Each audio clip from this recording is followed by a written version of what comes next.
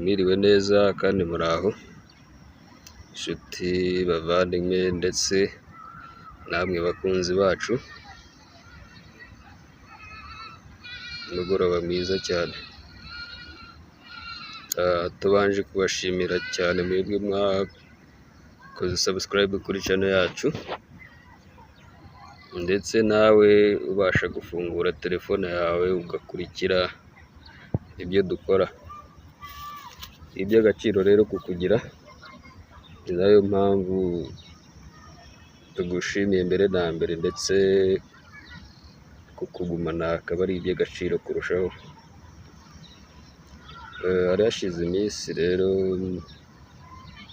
dusa nkaho tutagaragara neza cyangwa se tutaboneka kubw'impamvu nyinshi zitandukanye z'ubuzima, uburwayi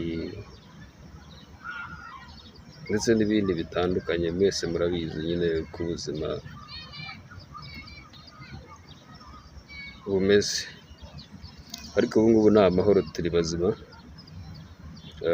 Namwe turabasuhuza, mumeze mute hirya no hino aho muherereye mu Rwanda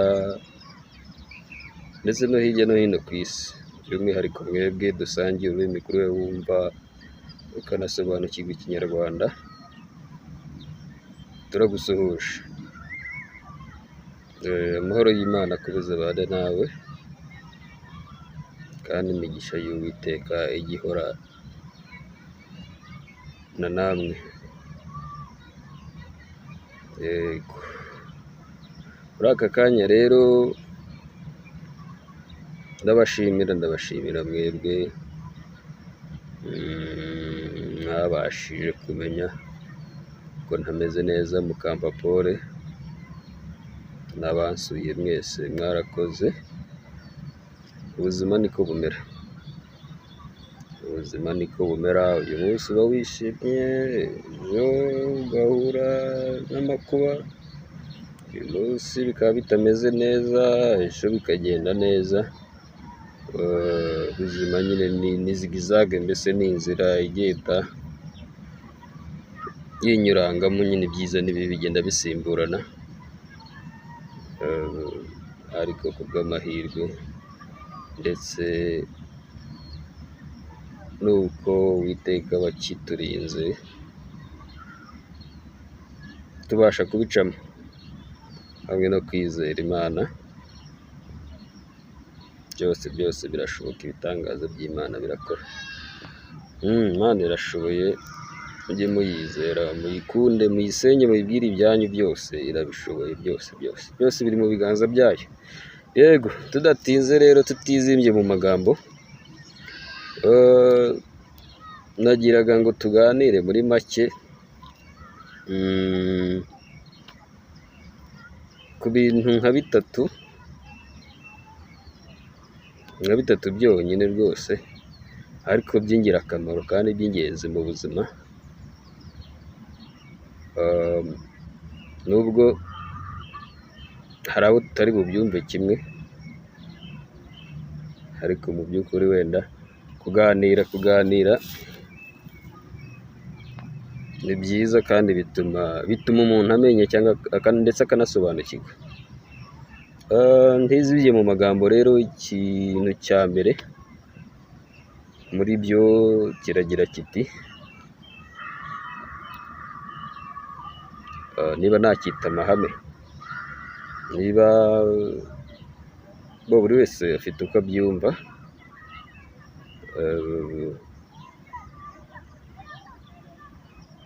kiragira kiti rero,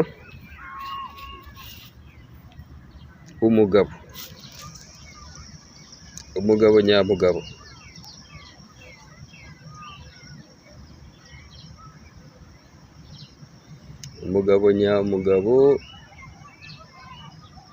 agomba kugira iwe.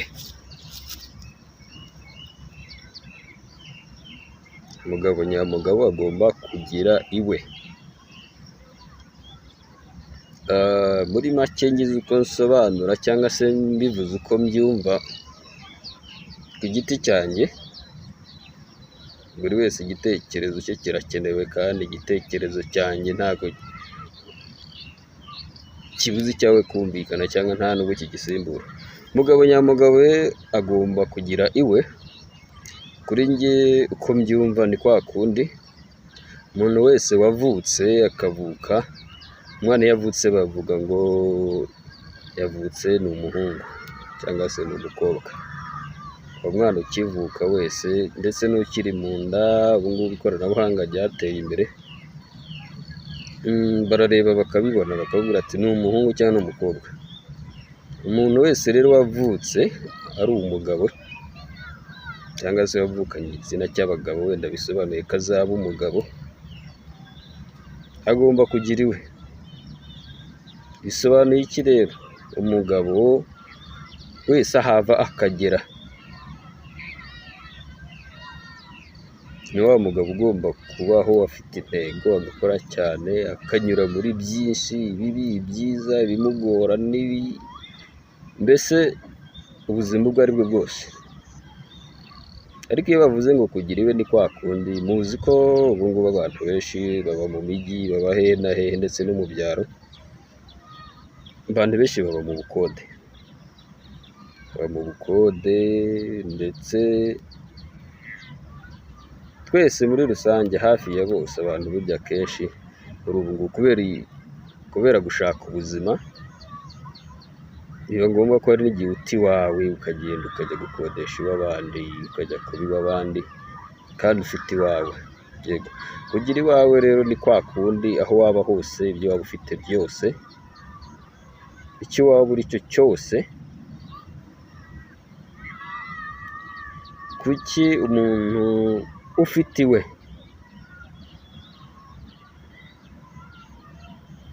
hari icyo biba bisobanuye kurusha abandi? Impamvu ni iyi ngiyi. Muzi ko ubuzima turimo ni ibintu bishira, urabibona bigashira, amafaranga, ibintu byose urabishaka ukabibona ndetse bikaba byanagenda. Ariko ni ukuvuga ngo kugira iwawe ni hahandi ubu bivuze ngo nubwo byakanga aho waba uri hose, uba ushoboye gutaha ukavuga ati ndahambiriye, ndagiye nziza utwanjye, ngiye hahandi witwa iwawe, ku butaka, ku byondo byawe, mukajya kwitsimba. Nubwo wajya ujya gukora icyo kiyede cyangwa se ukajya gukora ibiki, wajya guhingira abantu, wajya korora, wajya kuragirira abantu amatungo, ariko uba ufite ka kantu wizigamiye, ka kandi kiswe iwawe, kamwe wavunikiye, washyize ahantu pembeni quelque part, hanyuma kakazakugoboka igihe byaba bitameze neza. Igihe byaba bitameze neza ukavuga ati ndakwebye, muri make twabyita ubuhungiro, hahandi uzahungira ibintu byose byanze, abantu bose bakuvuyeho cyangwa byanze, ukagenda ukicara ukabona amahoro kandi ugatekana, nta nduru, ntawe ukubaza ubukode, nta kintu. Nubwo warara inzara ari kuri iwawe, burya uba wumva utekanye. Niyo mpamvu rero nifuje ko tuganira kwa aka kantu, mbivuze uko mbyumva, buri wese afite uko abyumva. Turaza gusangira ibitekerezo, tuganire, buri wese azatwandikira tubwire uko abyumva. Yego, umugabo nyamugabo rero ikintu cya mbere agomba guharanira ni ukugira iwe. Icya kabiri,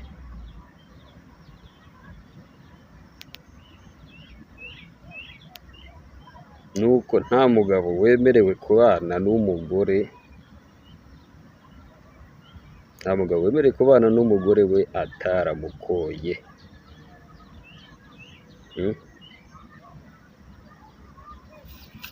Nta mugabo wemerewe kubana n'umugore we ataramukoye. Ibi se byo bishatse kuvuga iki? Nkurikije inyurabwenge yanjye rero nuko mbyumva, ndetse ndanabyemera cyane ko burya umugabo nyamugabo, burya kwitwa umugabo ntabwo ari ukukubonana ubwanwa, igitinyiro, kwambara ipantaro cyangwa se na bya bindi byose abantu baziranyeho. Umugabo nyamugabo ni mu mutwe, n'ubwo bushobozi biragenda, ariko mu mutwe, icyubahiro ndetse n'amahame umuntu agenderaho, ndangagaciro, byose birashoboka ko abantu nyine babana mu buryo butandukanye, batangira ubuzima mu buryo butandukanye. Hari ababana batarasezeranye cyangwa se batarakoze iyo mariage mu gihe runaka, ariko ni ukuvuga ngo inzira zose byacamo, wowe nk'umugabo,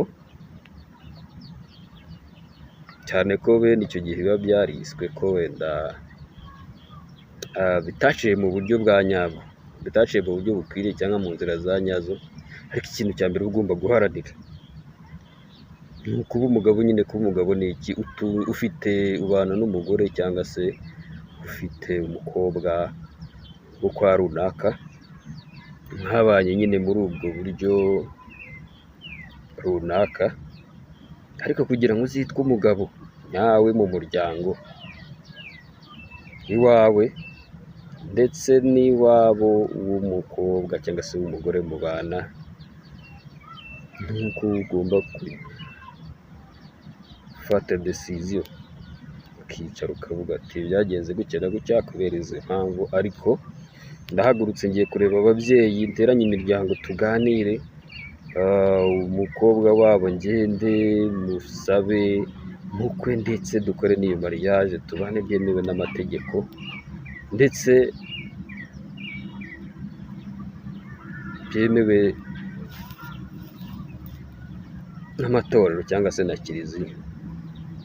Yego, niyo mpamvu nyine ni umukobwa, ijambo umukobwa cyangwa se umukobwa arakobwa. Kumukwa ni iki rero? Kuva kera mu muco ndetse hose muri rusange, umwari ndetse cyangwa umukobwa, kugira ngo umuvane iwabo umujyane kubana nawe, ababyeyi bamuguhe, nuko uba ugomba kugenda ukamukwa. Ni umukobwa nyine, ugatanga izo nkwano bakamuguhereza,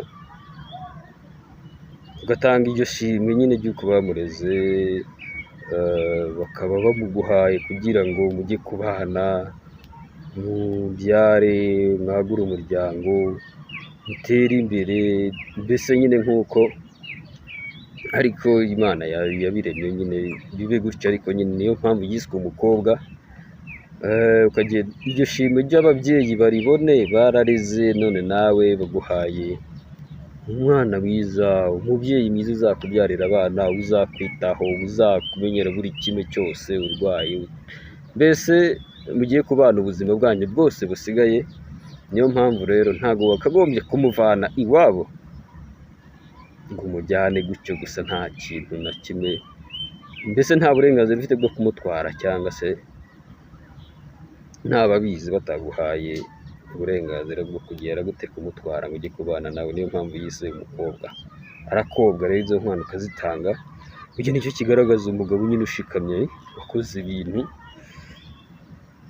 mu buryo buciye mu mucyo, abantu bareba bakaguha umugisha, bakagukomera amashyi, nyine ukava mu cyiciro ukajya mu kindi. Ibyo bigaragaza ubukaka n'ubuhangare ndetse n'ubushongore nyine, kuko n'umuco, amategeko, ibintu byose nyine urabyujuje. Niyo mpamvu rero koko uburyo bwose byaba byaraciyemo,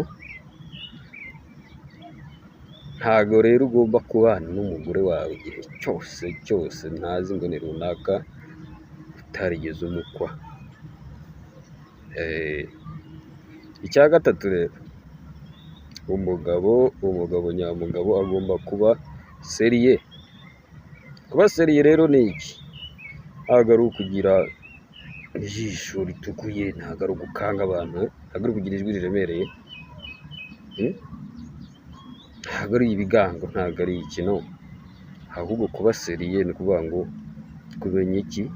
kumenya uko utwara ubuzima, kumenya kuba mu buzima, kumenya kubaho ndetse no kubana n'abandi, ubayeho ute, ubanye nande, kumenya gufata ibyemezo, kumenya gufata ibyemezo, gufata risike ndetse no gutanga ibisubizo aho biri ngombwa. Umugabo nyamugabo ahagarara ku ijambo rye, niba mwemeranyije ikintu, niba ari deal ufitanye n'umuntu, ugakomera ku ijambo ryawe, nyine ibyo wavuze ukaba wabisubiramo ukabihagararaho igihe cyose. Rero uburyo ufatamo ibyemezo, uburyo ubana n'abantu, ibyo ukora, abo mubana, imigendere yawe n'imikorere, mbese muri rusange imigirire yawe n'imikorere byose bikaba ari ibintu nyine byuzuye ubunyangamugayo ndetse n'ubutwari. Nibyo bita kuba seriye rero, ukabaho ubana n'abandi, ugafashanya ibitekerezo byawe, ndetse nyine ukabaho ubuzima bwawe bufite icyo bumariye abandi, bufite n'igisobanuro, hahandi ubaho abantu bakureberaho, bagufatiraho urugero, ku buryo nawe igihe utanahari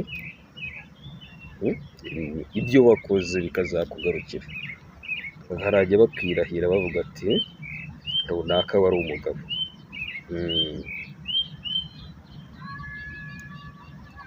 Ubwo rero n'ibindi byinshi cyane bijyanye biri muri uwo mujyo, abantu bavuga byinshi bitandukanye, buri wese afite uko abyumva, kuko nanjye niko nabyumvaga, gusa nyine mu mahame yanjye, mu mahame yanjye n'inyurabwenge byanjye, ni uko nguko numva bimeze kandi byakabaye.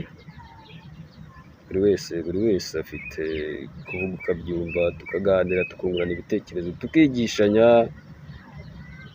byose ni ibintu tuba dukeneye mu buzima bwacu bwa buri munsi. Yego, ndabashimiye cyane rero mwebwe mwese muri bubashe gufungura iyi videwo mukumva iki kiganiro. Muze kutubwira uko mwabyumvise ndetse n'uko bimeze, buri wese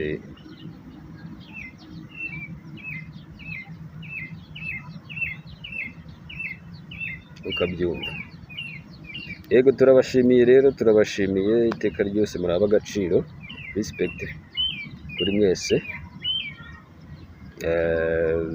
Ntiwibagirwe gukanda kwa kukazogera, ukande subscribe, duhe like, sharing n'abandi. Iyo comment yawe ni ingirakamaro, niyo ituma tubasha kugira motivation, tukamenya ibikwiye n'ibidakwiye. Yego, ni iby'agaciro rero kubana namwe, mukomeze mutwereke urukundo, natwe turabakunda.